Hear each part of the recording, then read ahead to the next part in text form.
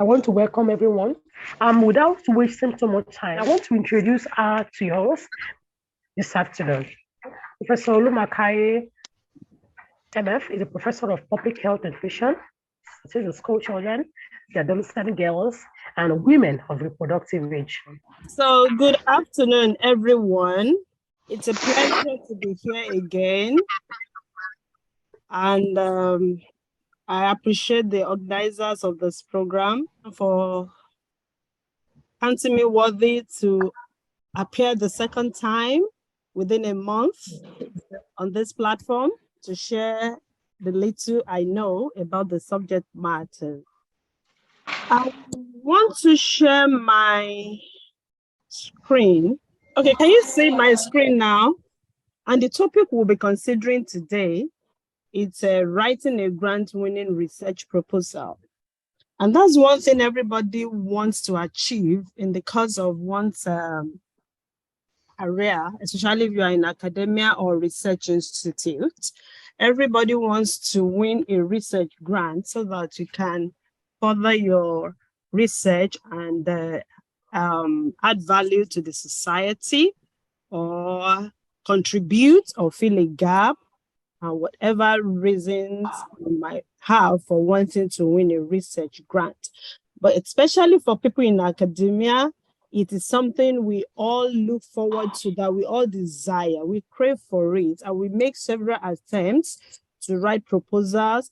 And unfortunately, most of these proposals are not funded. I attended the webinar recently organized by TETFund Nigeria, and they said this last year, over 5,000 proposals were submitted for consideration for sponsorship by TETFund, National Research Fund, and less than 200 was funded.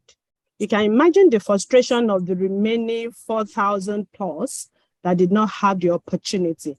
Having put so much effort into the writing of the concept notes or the proposal, as the case may be, and at the end of the day, the response you get is, sorry, your application was not successful. It could be downcasting, it could be very frustrating, and it could discourage someone for wanting to try again, that you'll be wondering what exactly do they want? What exactly are they looking for?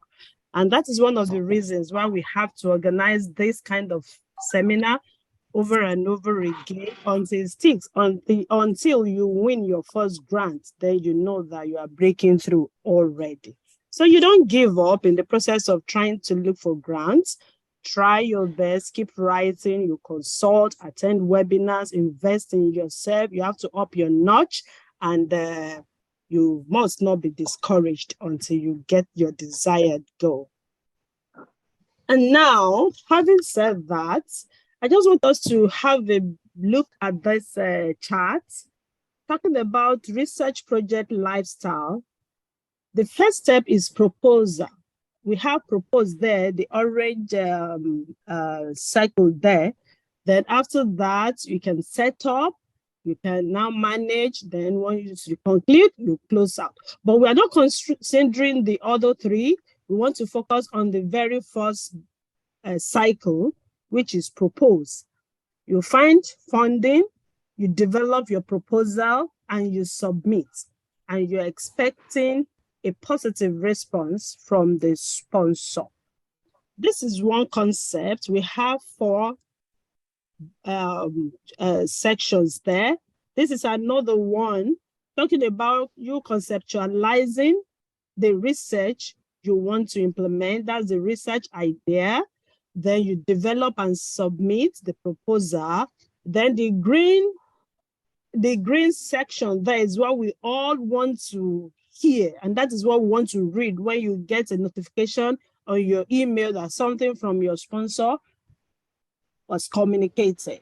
And we want to hear our word notice, and that will gladden one's heart. So we're going to look at research idea, develop and submit proposal, and that is the state we are presently. This is another concept saying the same thing. You find the funding opportunity, then you develop the proposal, then you submit and you get it approved before you now start to talk about the project setup. That's another ball game entirely.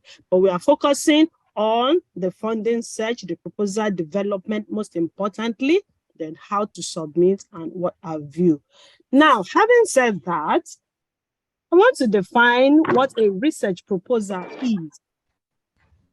A research proposal is a structured formal document that explains what you plan to research, that is your research topic, then why it's worth researching, that is your justification for wanting to do that which you plan to do, and how you plan to investigate it. That is your methodology. That is all that is required when you are writing a proposal. Okay. So how you plan to investigate it, that is your methodology. That is where proposal stops. So it is after you have won the grant that you can now start talking about the implementation. So the purpose of the research proposal is to convince your sponsor that your research is suitable and it is manageable, that it is worth funding, it is worth investing in. So you want to convince your potential sponsor that this idea I'm bringing to the table worth doing, and we'll look at what they are really looking out for. So like I said, that the most important word here is convince. That is the essence of the proposal. You want to convince that your research proposal needs to sell your research idea to whoever is going to approve it. So it must be convincing. It must be convincing. And what are those things that they look out for? We are going to look at that in the course of this presentation. So I have 4 W's here, talking about the clearly articulated things that you need to put into consideration before you even start writing at all. Number 1, you have to look at the first W is what. That is what is being investigated. What is it that you want to investigate? The second W is why. Why do you want to investigate that thing you have in mind? The third W is who it involves. That is talking about your target audience. What benefits are they going to derive? What value is it going to add to their life? Then the fourth W is where will it be done?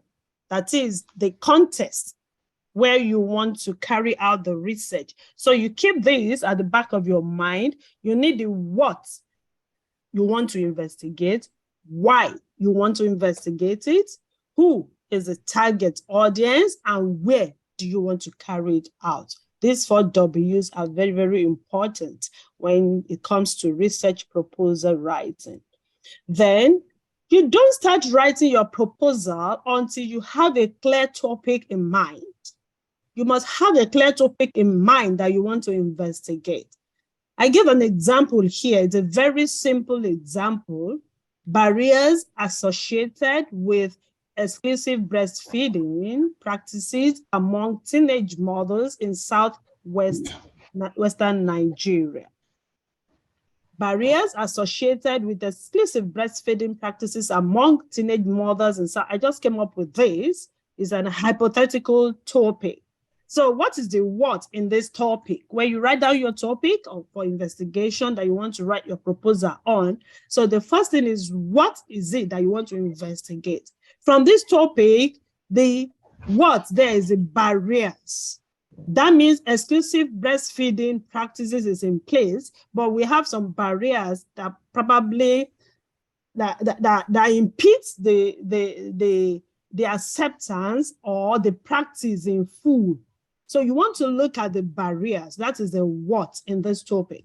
Then the who in the topic. Now, for me, as an hypothetical topic of research, is the teenage mothers. You want to look at the teenage mothers as your target audience. Then, why do you want to do it? it may not really reflect on your topic, but when you are developing the proposal, you have that somewhere there, why you want to, that is the justification. Justification doesn't really appear in your topic, but the what, who, and where would have to appear in your topic. So these are keywords that they would underline. Then the Southwest Nigeria is where, that is a context where I want to look at this research as an example. Then let's take it one after the other. When you talk of what now, you need to be specific. You must not be ambiguous. Keep it very simple. When you are writing a proposal, it's not a document of vocabularies. That's one mistake people make. You keep it simple. You write it in the terminologies, in a language that a layman that is not in your field of study can read it, comprehend, and understand it.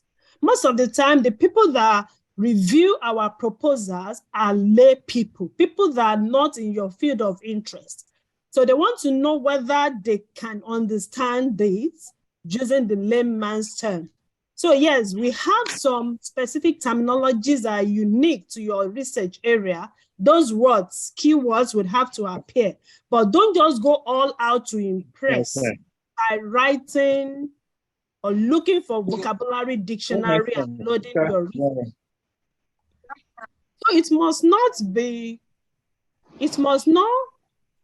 ambiguous. You must keep it simple. Then you should make it clear exactly what you plan to research and in what context. Okay, I have said that. Then the why would have to address your need to justify the topic, whether the topic is original, whether it is unique, the gap in literature that you want to fill. Is it unique? Is it original? Is it something that has not been done before? It needs to be very fresh, very important. So when you want to write a proposal, you must be well read. You must have read, if not everything, at least have a good mastery of the subject matter. What has been done in that field, in that research area, in other places by other people, then you identify the gap, something that has not been done before. Then with that, you are on the right track. Then originality alone is not enough. Let me emphasize that. You also need to justify why your proposed topic is important. The topic may be original, your intention may be original, the idea may be germane, may be original, may be novel, but is it really important? Is it addressing a current issue? Most of the research works that are funded are in the range of, the word has a way to tailor your research. So you can identify the exact place where you can fit into what the word is talking about. Currently, the word is talking about sustainable development goals, and we have 17 of them. Incidentally, coincidentally, or providentially, 12 out of those 17 SDGs have nutrition components as an instrument of measurement for the success. So if you have not really read about this or what the 17 SDGs are talking about, you won't be able to identify a gap. You won't be able to know where to come in to contribute. So that's an information. 12 out of the SDGs have nutrition components as M&E feature that they want to measure. To measure the success of that at the end of the race, which is just down the road in the next 7 years now, 2030. I think that is the due date, the assessment of the SDG. So you can look at that. So the originality, this work is very important to address a specific issue where you write down and you have your checklist and you take it, yes, it is important, it is original, it is unique, then you're on your way to getting a good topic for discussion. Then what value will it add to the world if you achieve your research aim? You are not doing research for yourself alone. You are conducting research to impact a generation, a group, a target audience. Then what value will that research add to the world at large? Then let's talk about the how. It's all good and well to have a great topic that is original and valuable. It is very good. But you are not going to convince anyone to approve it without discussing the practicalities. If the work is original, it is valuable, it is important. Then what about the practicalities? Is it visible? Is it achievable? That is where you set your SMART. We are not going into that. I think that's a topic for another day. How to set your objective. It has to be SMART. You have to use your SWOT analysis. You have to use your PISTOL analysis and all of this to be sure that you are on the right track.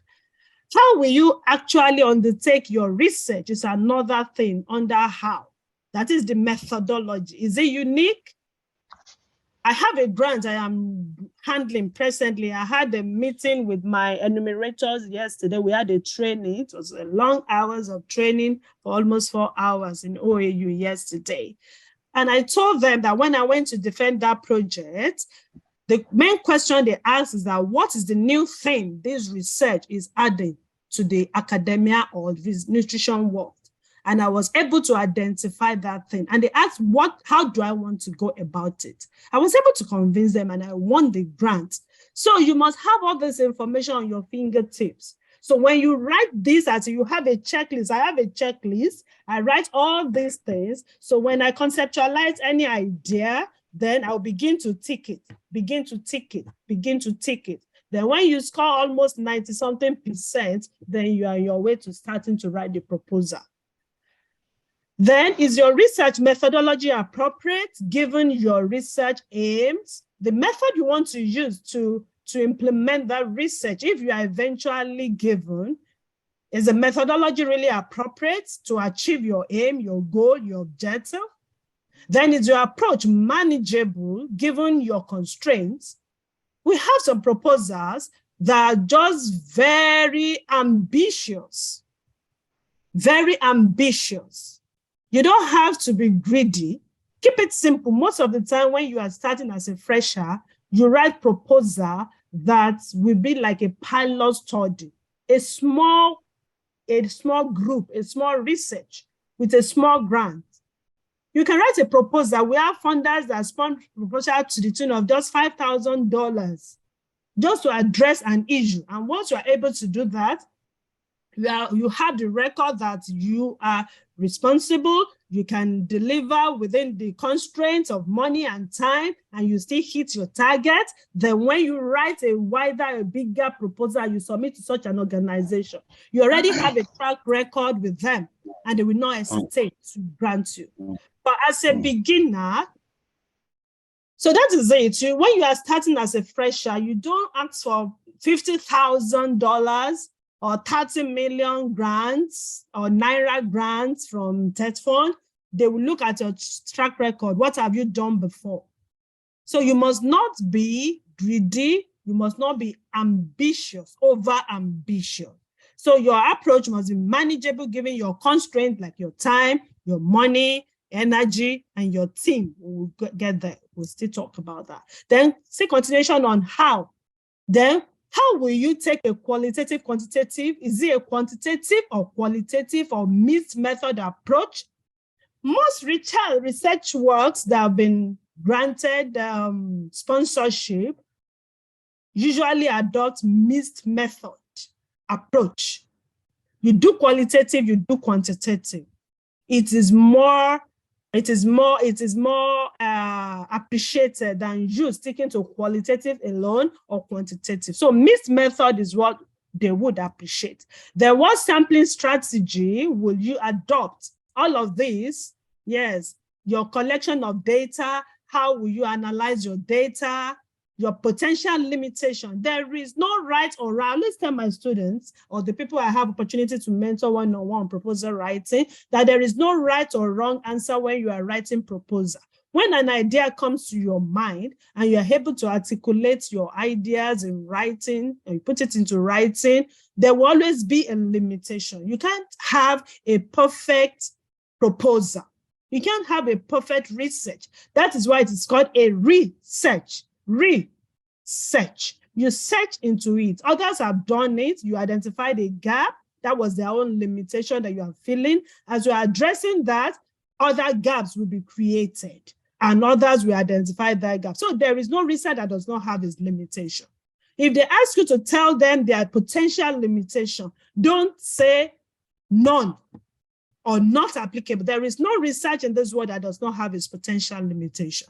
So they just want to test whether you are sincere or you are just there to grab their money. So don't leave any session blank. There will always be one thing or the other to put there. So we'll still talk about that later. Then how to structure a research proposal now. You have the introduction, you have the literature review. Most of the time we are lazy in reading.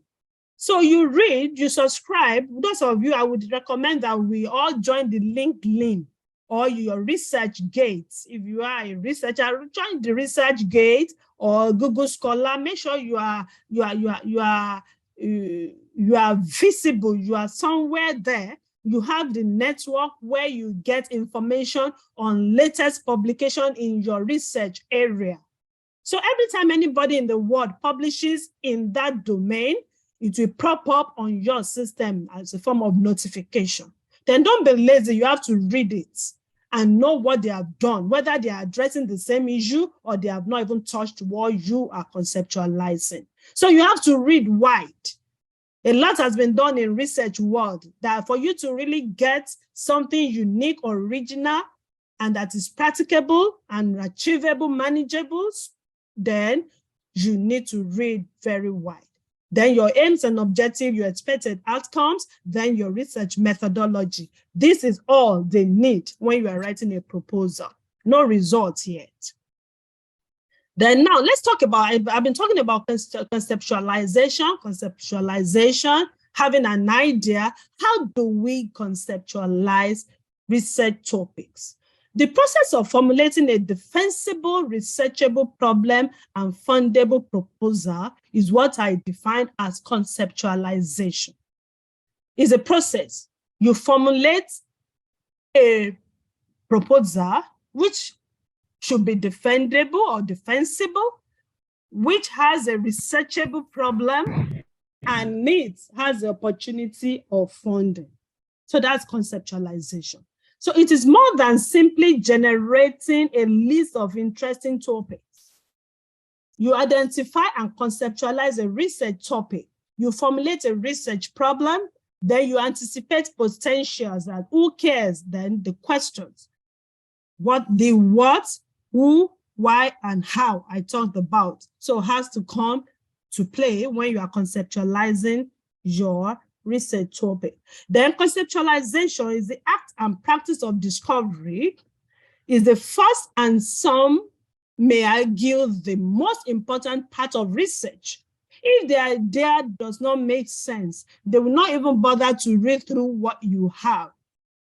Yes, you judge in research, you judge the cover of you judge the quality of a book from the cover, from the title. It must be catchy. It must trigger something in the mind of your reviewer, the first person that picks your work to read it. That, yeah, this sounds good. Wow, this is interesting. Wow, I've never thought of this before. So these are some of the things that you have to put in mind. A good conceptualization involves moving from a general topic to a clear research problem. We have so many general topics, but you must have a clear research problem. You have to carve a niche for yourself. Be a master in your own area. Don't be a jack of all trade, master of all, jumping from one topic to another. You have to be focused right from beginning. Then let's look at the step-by-step of conceptualization. The step-by-step, how do you conceptualize topic? Step 1 is, what is the topic? The first step of any project is to determine what you want to study. Number 2, what is the problem? Why should anyone care about this problem? You ask a lot of why, what. It takes a lot of critical thinking for you to get a very good proposal approved. You must then establish the problem your project hopes to solve, including filling in a gap or extending the literature in a new and exciting direction. So these are some of the things. Is the project going to fill a gap? Is it going to add to data? Maybe there is a paucity of data in a particular research area. I just identified one. An idea came to my mind and I went online to browse. I discovered that very few people have written on it. And the few people that wrote on that topic are from Canada. So it's not a very popular topic. I noted that, wow, there is a paucity of data in this research area. So I have already identified that, I've noted that. So that is it. When you read, go online, see how many publications came up on that particular topic you are considering. That means if there are very few, that means there is something that you have to add. That is adding to the literature, maybe data, or yeah, we're not going into intervention programs now and all of that. Then step 3, you start a project with a topic that is inspired. A topic that is inspired by your discipline, subfield, or event. That is it. Stick to your lane. You don't have to jump into other people's lane. There are 1,001 things you can do in that your discipline or your subfield or events that you are handling. Number 4, you identify key theories, terminologies, concepts, method, data, and interpretation presented in the literature. I have said that when you are conceptualizing an idea. Number 5, step 5, you identify what is not known, a missing gap or a problematic finding somewhere in the literature. What questions have been asked? These are some of the questions you will ask, and you will answer them to know whether what you are proposing or what you are thinking about has a potential for funding. Then first question, what questions have been asked about that topic? What questions have not been asked on that topic? Is there a time or a geography or a location dimension to these questions? And if so, what would happen if I altered it? So that is it. You can read somebody's work. The work may have been done in a particular location, and that work has not been done in your own location. You can adapt it. That is adaptation. It is allowed. It is, yes, it is acceptable. That you want to that's what we call replicability. So you can replicate what others have done in another context, or using another group of people or target group. You read the limitation, the recommendation of the literature you are reviewing, then you take the recommendation, look at the one that you know you can address. The limitation that the person wrote in the publication, look at the way you can address the limitation. So that is how research is done. There is nothing new under the heavens. So you just recycle things, but it's just a matter of you being able to think critically and answering these questions. Then you have some things on table to present. Then what would happen if you turn the dominant questions around? You turn things around. What if you turn the positive question in somebody's work into a negative question, or negative question into positive question? So these are some of the things you ruminate over to come up with a very good, unique, original, and fundable research topic. Then when you're talking about brainstorming, at the early stage of conceptualization is to articulate what is known about that topic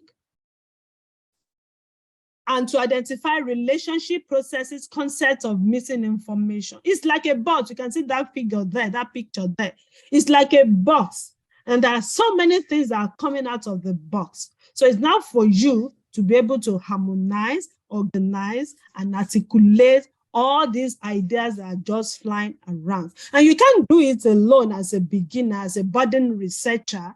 You need a mentor. You need people that are experienced. You need people that have won grants before. You can't give what you don't have. So if you want to advance in proposal writing, look for people who have won grants before, who have the technical know-how, who have the skill, who have everything it takes to put the different ideas together. Yesterday, when we were having the training in the lab yesterday with my team, a lot of issues came up. A lot of issues that are possible, there are potentials for research that may come out from the present research we are doing. Then the step 6, identify the intended audience and desired contribution. Very, very important. When I picked adolescent nutrition, WHO then, that was in the middle 90s. I had my PhD in when did I have my 2007? So in the early 2000, in the new millennium 2000, WHO just made a declaration that adolescent nutrition was under-researched. And it's a possible opportunity, window of opportunity to improve the dietary behavior of the world. Mere reading that declaration for WHO, I grabbed it, and that was what triggered my interest in adolescent and school children nutrition. So the step 6, identify the intended audience and desired contribution. Okay, I was talking about my experience, why I took interest in school children, adolescent nutrition, and women of reproductive age, because adolescents are becoming women of reproductive age because of teenage pregnancy. It's not until you are 20-something that you become a woman of reproductive age. Once you've reached the age of menarche, you're a woman of reproductive age. Anything can happen and you get pregnant. So how do you handle that? So a lot. So that is it. When there is a declaration, maybe WHO says something, UNICEF says something, FAO says something, look at it and see where you can grab your idea, and inspiration will come from there. Then you articulate the foundation of your research problem and address the inherent limitation of that approach. So I've talked about that. Then step 7, what is your intention? My intention for wanting to do that research. The nature of the problem formulation will be very much shaped by the kind of contribution you hope to make. So what contribution do you want to make? Is it a particular approach to a research? Your intended audience, I have mentioned this. So is it going to address a policy? Is it going to contribute to literature? Is it going to contribute to social reform? And what does your intended audience already know or want to know? Only you can answer this question. So that is why you have to really sit down, think through, have a long list of those questions and answer them. Then you know whether you're in the path to getting a good proposal together. Then I have something here that I call the scholarship of me. Scholarship of me. I want to give you an idea of how you can conceptualize. I want to focus on conceptualization because it's the most important thing. If you have the idea and it is worth funding, then other things will fall in shape. So, author is either emotionally invested in the topic based on his or her personal experience or identity. It doesn't really have to be something you read in literature. It could be an experience you had. And I want to make reference to my colleague in our department, Professor Ogumba. She's so passionate about breastfeeding, and we call her Professor Fomoloyon. And she's ever proud to answer that name anywhere in the world. Why? Because of the personal experience. She has said the story over and over again. What inspired her? What made her to go into breastfeeding, maternal and child, with specific interest in exclusive breastfeeding and complementary feeding and what have you, was a personal experience when she had her first child. She did not have any knowledge on how to place the baby rightly. The baby was not getting well fed and all of this. So it was like, it took a long time for her to get it right on how to breastfeed a baby. And she now discovered that many people are in the same shoes as she was then. So she decided, okay, this is a gap. I need to do something to help the upcoming mothers to do it rightly. I had a problem with it. Now I now understand it's a gap. That is it. So that's an emotional investment due to your personal experience or identity. So there are so many others like that. So I just wanted to use that as an example. So a personal problem is not the same, mind you, I want to sound a note of warning here. A personal problem does not really mean the same as a research problem, unless, underline the word unless, you are able to communicate its wider scholarly significance. You may have a personal issue that you know is worth helping others on or communicating to the larger community, then it becomes a researchable topic or problem. A personal problem can translate to a scholarly problem. So if you communicate it to a wider population. So in short, you must find a way to transform a scholarship of me project into scholarship indeed in its own right. So a personal experience can be converted to something that you would research on. And I just gave a perfect example the other time. Then, having done all that, you need to put together a support system. A support system is very, very essential. You create the right proposal writing team. You can't write it alone. Most of the time we work in silo. Nobody is going to steal your work. If you share your work with people, they will read it, they will add value to it. You give it to lay people, people that are not even in your field of study at all. Do they understand? Don't just sit in your cubicle and you'll be writing alone, thinking that you are covering something. It's not going to help. So you create the right proposal writing team. Then you read the solicitation carefully. Then, for instance, if you have our moderator said it when she was giving the opening remark, that we have a lot of grant proposal call for application, for proposal, for sponsorship or whatever. If you don't read carefully what they want, it's not about just looking at a funder, oh, there is a funding opportunity here, and just submit without knowing what exactly they want to fund, what their interest is. So you create a realistic budget. Like I've mentioned that, don't be overambitious, don't be greedy. If you don't need a project vehicle, don't say you need a project vehicle. Let me tell you an experience. I had a grant from Netherlands, Unilever to be precise. It was a 3-year grant, very huge one. I didn't put a project vehicle there. I just put transportation, put a little amount, and we're good to go. So when the evaluation team, the monitoring team came from South Africa and Netherlands to see how the work was going, a question came up and they asked the vehicle I was using to run around. And I told them that I was using my personal vehicle. They said no, that I should take my vehicle to the company, fix it, then henceforth I should be hiring vehicle anywhere I needed to go. So that was a blank ticket. I just took my vehicle to the company that made the vehicle, changed the windscreen, changed the 4 tires, changed the lock. I spent over 2 million fixing that vehicle. So if I'd already put vehicle, project vehicle, then I put some millions of naira, that alone can trigger anger in a reviewer. And we just throw away your work. Like, look at this one. She wants to get a vehicle from this project. So keep it simple. You'll still get the money that you will get at the end of the day.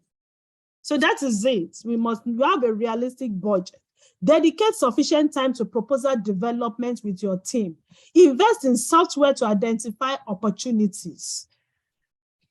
Then, what are the things that the funders look out for when you are submitting your proposal to them?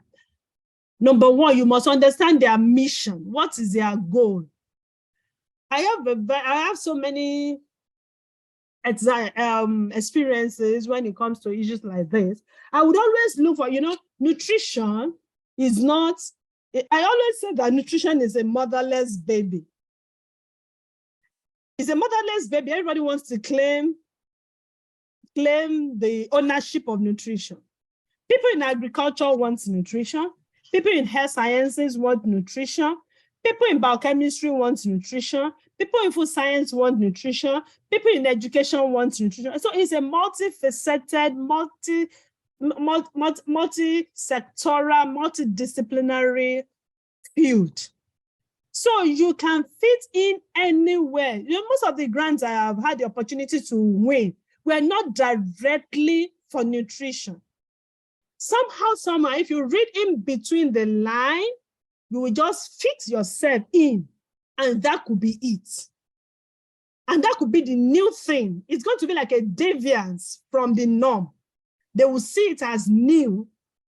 Like the profile she read, she talked about a US grant that we won. Yes, we went to US. It was a 2-year project, and we got a grant to do something.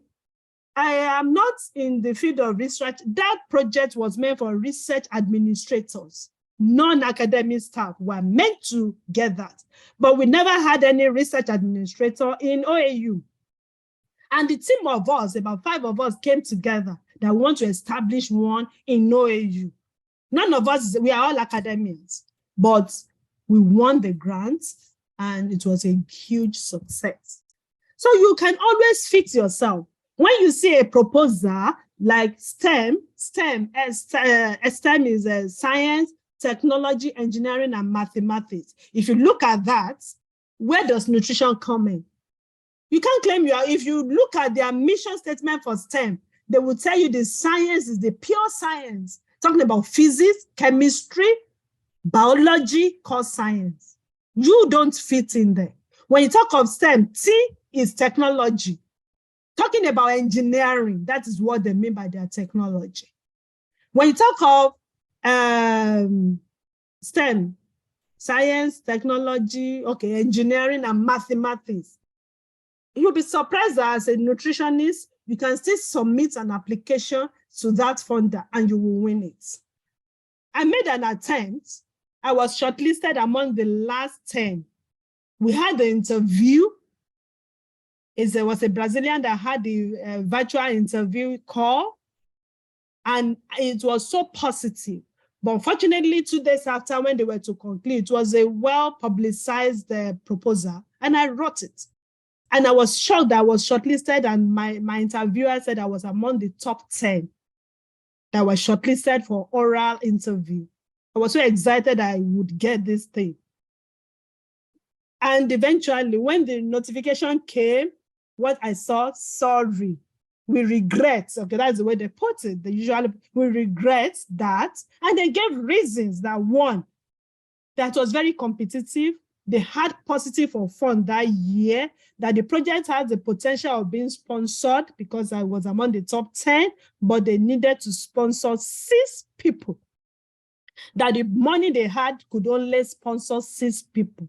And they took time to explain. They now said they went back to their mission statement, their objectives, their goals for the project. And they now restricted it to people that fit into 100% STEM.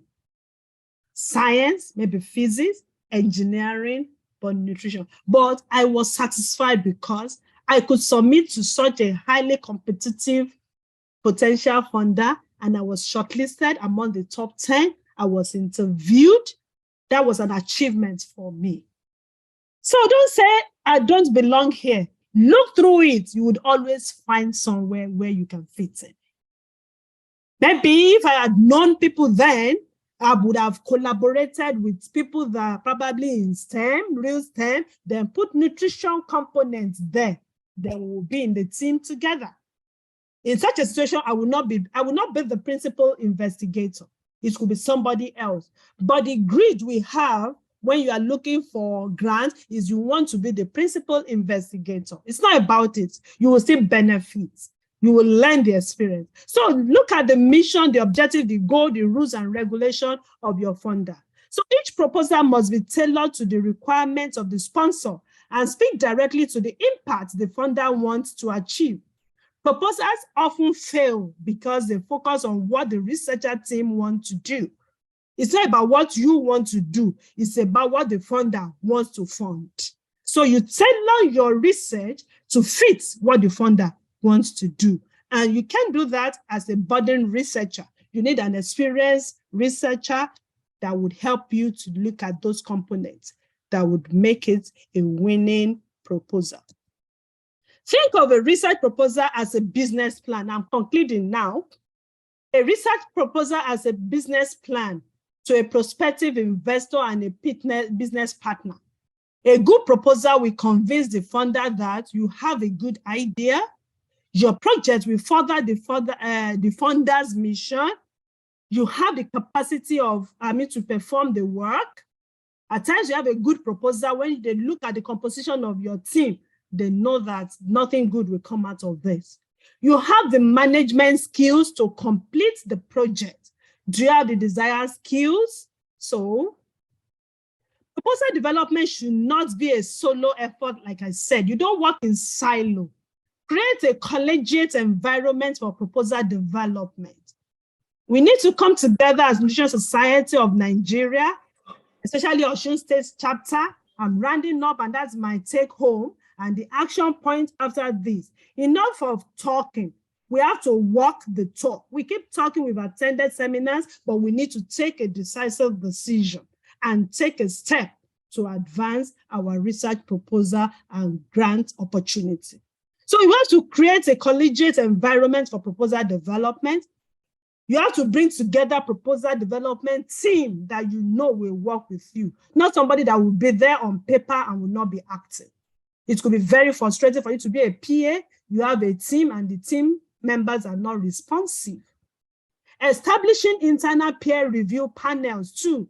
So when you write, personally, when I write proposal, I already have about 4 people that are not in nutrition that I send my proposal to.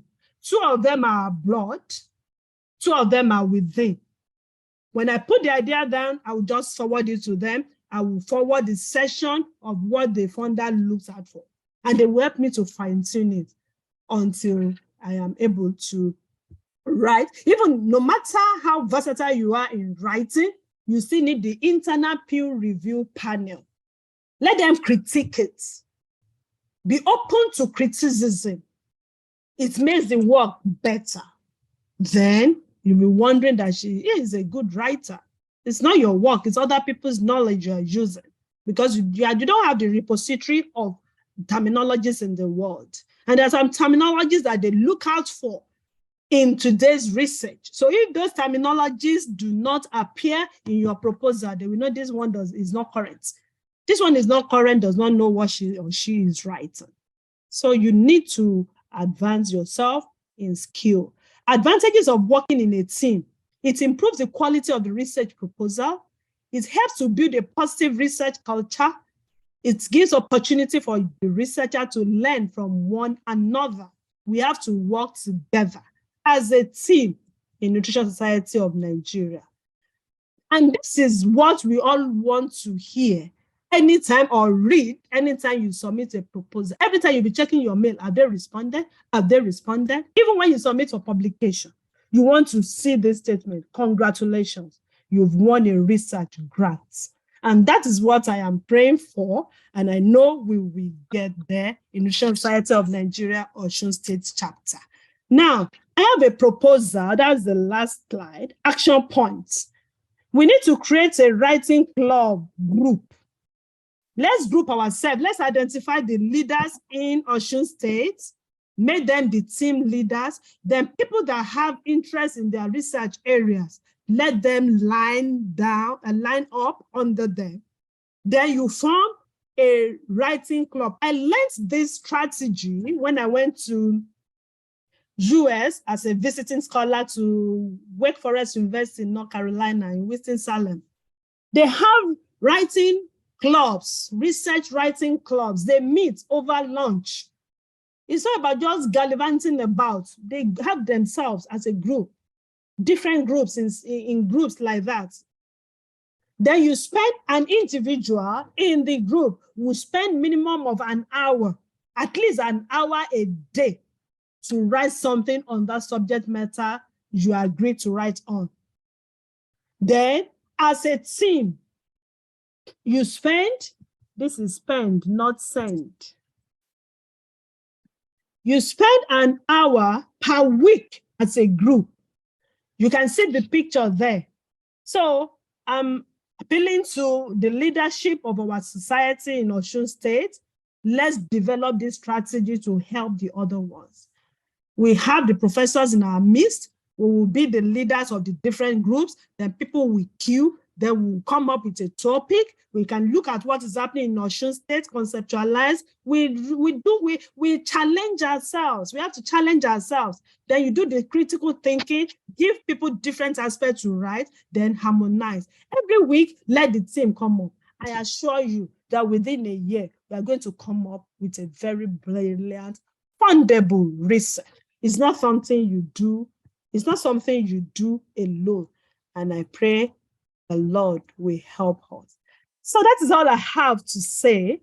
And thank you for the opportunity to share this little with us. Wow. Thank you very much, Prof. In fact, we've learned so many. And the last part of it, where you challenge those, the writing club, it's a great idea. It's something that it's something we should embrace, not just learning. It's just like an assignment after the lectures. We do appreciate you so much, man. It's a very, very engaging thing. In fact, you broke it down. Even somebody that has not even gone for a master's program should be able to learn and put his pen to write after this beautiful presentation and lecture you are giving us. We pray that the wealth of your knowledge will not dry. And this year you have more congratulations in your own mailbox to this year in Jesus' name. Thank you very much, Ma. I know many of us have learned so many things. We've heard from her new ideas, and we may like to engage her to ask a few questions. So please, kindly, let's raise our digital hands if you have questions. If you would like to ask her questions, you have areas in which you need clarity, you want to know more about perhaps something she has mentioned and you are not conversant with, and shortly, please, we have just limited time. If you have questions, please kindly raise your digital hands while I give you opportunity for just for us to be orderly. If you have questions, raise your digital hands. Your digital hands, it's just at your use. You can click on your reactions button or icon on your interface here, then you can raise your hand. Please, if you have questions or you drop your questions in the chat box, please kindly raise your hand if you would like to ask any question. For her, someone is saying, how does one stay unambiguous when applying for nutrition research? Does it mean not using nutrition terminology? I think this should be the first question we have on our chat box this afternoon. So, I don't know if I should read all the questions before you respond to them, or probably I will take it one after the other. Prof. Let's take other questions so that we can address everything once. Okay, thank you very much, ma'am. Another question. Someone is asking for the slide. I don't know. Later we'll get that across to on our page, or if you can message me privately. Once we have that slide, we'll let you know. And also, someone is asking for a contact for consultation. I think she will clarify that if she's open for consultation and what her terms will be like. Another person, okay, somebody just making comments. That's, well, I missed an aspect on the slide that addressed the structure of a research proposal.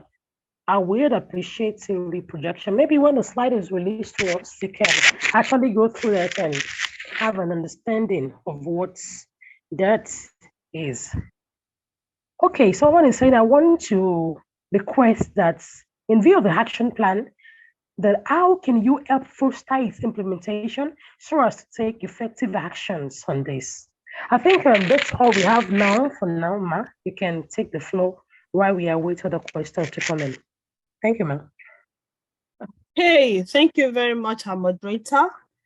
The first question is talk about the ambiguity of the words that I mentioned. What I said is that you should keep it simple, and I think I emphasized it that yes, we have some terminologies, the scientific terminologies you use in your field. Those ones are not ambiguous. But we've seen cases where people just go all out to impress that they can speak vocabularies. You know, I have a software on my system that helps me edit my work. I subscribe to it. I paid for it in dollars.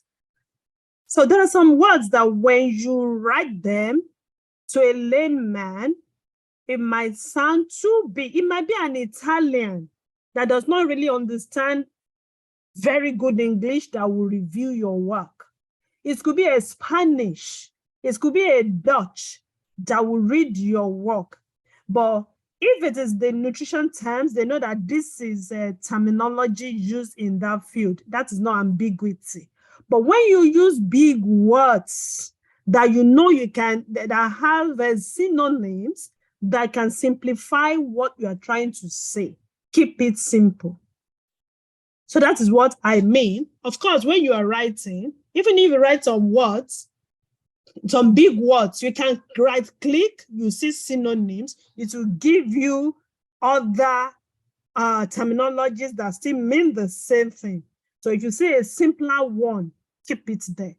It's not an English or vocabulary testing proposal you are writing or spelling bee, but you have to keep it simple. That is what I mean. I'm not referring to the terminologies you use in the field of subject. So that one is not ambiguity. So that is it. Then the slide, yes, normally we will share the slide. The one we had the other time on the World Health Day has been shared. So I'm going to send to the leadership and they are going to post it, or the organizers. Then my contacts, yes, I'm a member of Nutrition Society of Nigeria, Osun State Chapter. I am present on the WhatsApp group.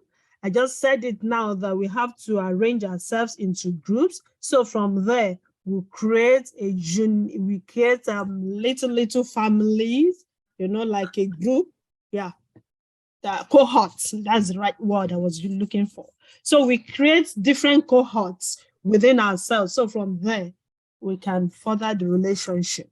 So the contact is open there, but everybody is busy. But when we are committed to doing something as a group, then we will do it. But not just bombarding individuals that already have very busy schedule with personal issues. But if you have just little things that we can help with, yes, we are there on the WhatsApp platform.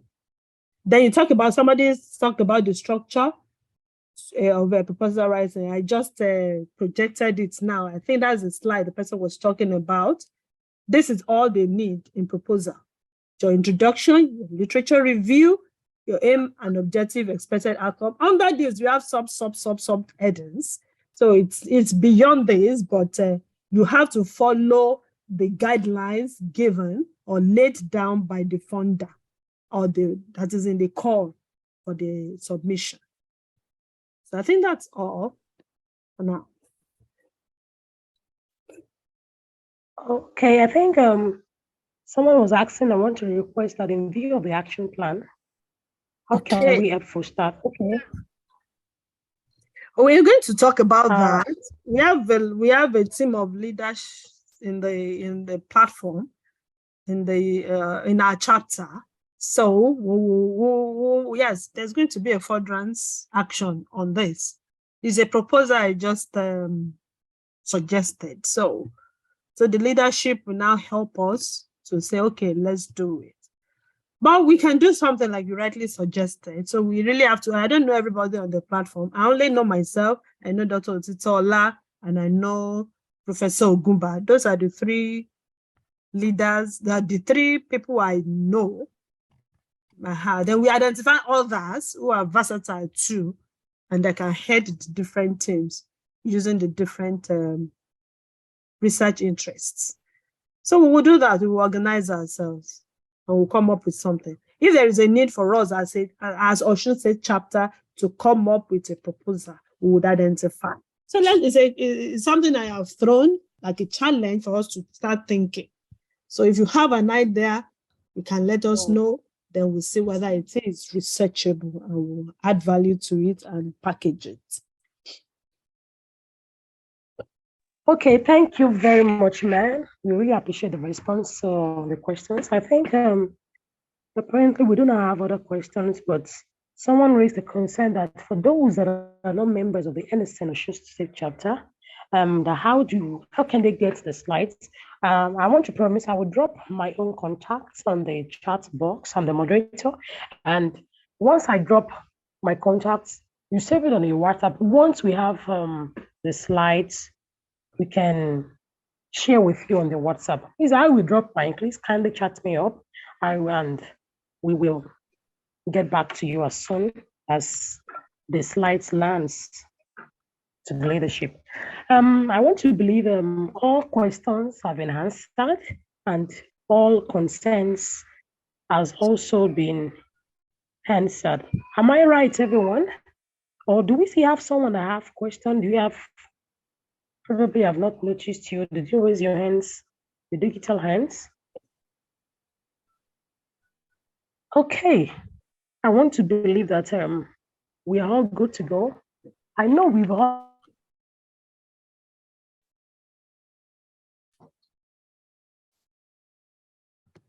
we have something to take home and also something to always ruminate on. I don't want us to just leave this place today and forget about what we've learned. As she said earlier, when she started this discussion with us, she told us that we shouldn't just wait for the calls to come in. Let's keep writing. Let's keep writing. And we don't know, keep writing your ideas, pen them down, look at other areas, look at other people in your probably in your research area, people even outside your field of work that you know that you can collaborate. I think one of the major things we are doing now is collaboration. Somebody wants to see how someone in physics can work with nutrition, how somebody in music can work with someone in nutrition, and that blend gives beauty and it attracts.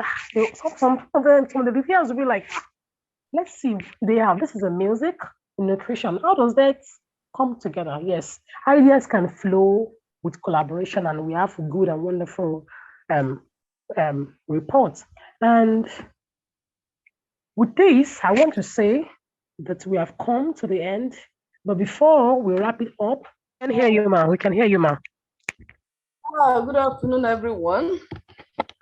Good afternoon, ma. In fact, this training today has made my day. And I'm so happy a lot of people were able to connect. And I'm sure we have great take-homes. And the purpose of this webinar is actually for us as a body, as a society, to be able to push up fundable proposals and to work together. You see, before now in nutrition, the problems we have been having, let me call it challenge, is that each person has been involved in pockets of research here and there, and it has not helped us. If you look at all these developed countries, even South Africa, they come together, they work together, and you'll be, they don't even look at you as, okay, this is a dietitian, that's a nutritionist. They work together, knowing fully well that they are working towards the same goal. So I want us as Nutrition Society of Nigeria, thank God, so many of us are part of it already. Let's come together. Let's put up research proposals that can be funded, and everyone is involved. And we are progressing in our various fields. We are progressing even in our teaching career, in our researches. And, you know, this is the purpose of the society. It's not just for us to meet, you know, once a week, or once a month, or once in 3 months, or we even see ourselves, we don't know ourselves. No, we want everyone to be, as many mentees as needs to be mentored, they are mentored. And mentors have people that look up to them. We want to produce people after us. We want to produce so many Professor Olumakaye, so many Ogunbas, so many, you know, amongst us. We want everyone, you know, like I'm into food science and nutrition. So people that are in that line, we work together. Olumakaye is adolescent nutrition, and we have, and as many people in such, you know, in other areas too, we look at it. And then people that are interested, they line up just like Professor Olumakaye has said. And then we begin to put our pieces together, and it becomes a whole thing. This is the purpose of this. And we are still, the next one we are going to have now is going to be methodology. How do you, so after we have put up a proposal, how do we put up, how do we write our methodology? How do we do it in such a way that you are sure what you say you want to do is actually what is going to be done? It's not that you after you have written it, you discover it is not possible.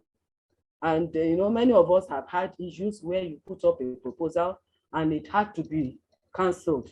You discover you cannot go ahead because you don't have, you know, the methodology you put in place could not achieve your aim. So these are the things the society has put in place to do. And I want to believe at the end of this year, by the time we all look back, we'll be glad we are part of this society, because everyone would have moved forward from whatever level we are to the next level. So once again, I want to appreciate greatly Professor Olumakaye. You are so wonderful. You know, just you started with the month, you know, 7th of April, you are here. And now again, the last Friday in April, you are still here with us. Please, I want us to just give her a round of applause. She has been so wonderful. She has so much on her table. Yet, if you know, I was with her yesterday, the project she talked about. She's so too busy. I would say she's extremely busy. But in spite of her busy schedule, because of the heart she has for, you know, the upcoming ones, building the others, that's why it's a selfless heart. And that's the kind of heart I want every one of us to have, so that we'll be there for each other. We'll be there to build the younger ones, the upcoming ones. And I tell you, if we do it right this time around, the next nutritionist, the next generation of nutritionists, they are going to be better. And it will be, you know, to the glory of God. Once again, thank you very much, Ma. God bless you. And for every one of us that have been part of this, I really appreciate it, because if she was here and you are not there, what are we talking about? God bless you all. Eshe Gonio.